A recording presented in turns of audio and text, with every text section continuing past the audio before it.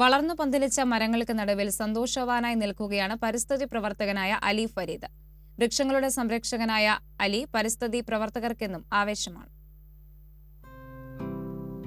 Chavakkad mini civil സ്റ്റേഷന് മുന്നിൽ 2009 അലി വെച്ച് പിടിപ്പിച്ച മരങ്ങൾ വളർന്നു പന്തലിച്ച് തണലേകി നിൽക്കുന്നുണ്ട്.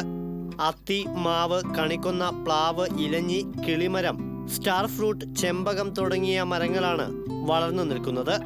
ചാവക്കാട് കോട്ടപ്പുറം സ്വദേശിയായ അലി ഫരീദിന് വൃക്ഷങ്ങളോടുള്ള സ്നേഹം അതിരുകടന്നപ്പോൾ അതിർത്തികൾക്കപ്പുറവും മരങ്ങൾ നട്ടുവളർത്താൻ തുടങ്ങി. 2007 പക്ഷാഘാതം മൂലം ശരീരത്തിന്റെ ഒരു ഭാഗത്തെ ചലനശേഷി പൂർണ്ണമായും നശിച്ച അലി ഫരീദ് 2009 മുതലാണ് മരങ്ങൾ നട്ടുവളർത്താൻ തുടങ്ങിയത്. ശരീരം തളർന്നു പോയെങ്കിലും മരങ്ങൾ വെച്ചുപിടിപ്പിക്കാനുള്ള ആഗ്രഹം മനസ്സിൽ കൊണ്ടു നടന്നു. പതുക്കെ പതുക്കെ വൃക്ഷത്തൈകളുമായി അലി ഫരീദ് റോഡിലേക്ക് ഇറങ്ങി. സ്വന്തമായി പണമെടുത്താണ് മുഴുവൻ പരിസ്ഥിതി പ്രവർത്തനവും നടത്തുന്നത്. മരങ്ങളെ സംരക്ഷിക്കാനുള്ള കൂടും ഇദ്ദേഹത്തിന്റെ കയ്യിൽ നിന്ന് പണമെടുത്താണ് വാങ്ങുന്നത്. വൃക്ഷത്തിന് വെള്ളം ഒഴിക്കുന്നതും അലി ഫരീദ് തന്നെ.